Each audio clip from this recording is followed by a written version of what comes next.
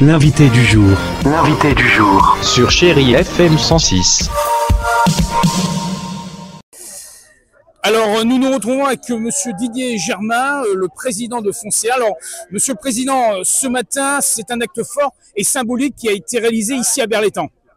Je vous confirme qu'effectivement, pour la commune, obtenir un établissement EHPAD de 88 lits et 24 appartements de résidence autonomie est un projet sur lequel nous travaillons depuis plusieurs années. Et aujourd'hui, c'est la concrétisation par la pose de la première pierre.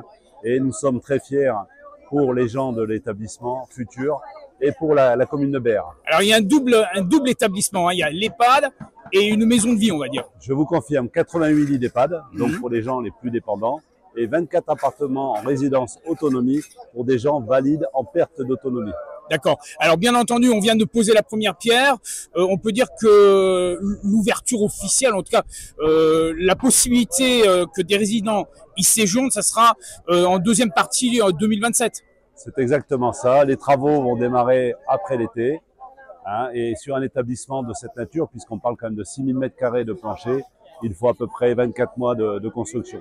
D'accord. Donc rendez-vous été 2027 pour l'ouverture. Et on a optimisé au maximum, environnementalement parlant, au niveau de la construction, parce que c'est plein pied, hein. C'est très important. C'est ça, exactement. On a voulu faire un bâtiment de faible hauteur. On a voulu faire en sorte que ce bâtiment soit RSE, c'est-à-dire que certaines évolutions font que nous allons pouvoir produire de l'eau chaude par le soleil.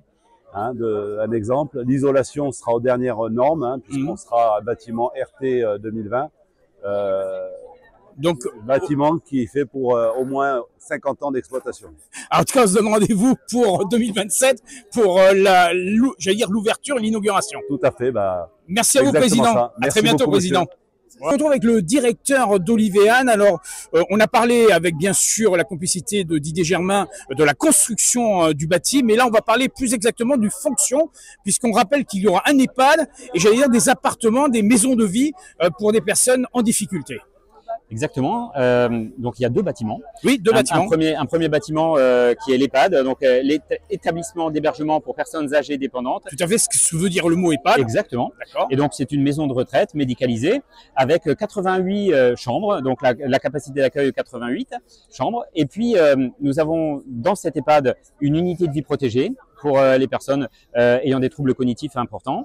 Et puis également un pôle d'activité et de soins adaptés pour les personnes qui ont des troubles légers. Ces deux parties permettent de prendre soin de façon un peu différente et donc utiliser notamment moins de médicaments et d'avoir un relais social. C'est exemplaire. Le relais social est important entre les résidents de l'EHPAD et ceux qui résideront aussi dans ces appartements. Et au-delà, la proximité du centre-ville, la proximité de lotissement autour, c'est important tout ça. Alors, vous avez tout à fait raison. Donc là, le deuxième bâtiment, c'est une résidence autonomie avec 24 appartements donc, qui vont du T1 au T2. Et les deux bâtiments sont ouverts sur l'extérieur. Alors c'est derrière moi, mais le positionnement, l'espace en fait est très ouvert sur la ville, avec la proximité des plages, avec la proximité de certaines installations comme la future salle de spectacle à côté, la piscine, la structure, voilà, exactement. Et juste derrière, à quelques minutes à pied, oui, on a le centre-ville. Juste au centre-ville avec tous les commerces. Exactement. Vous avez les cafés, vous avez les commerces.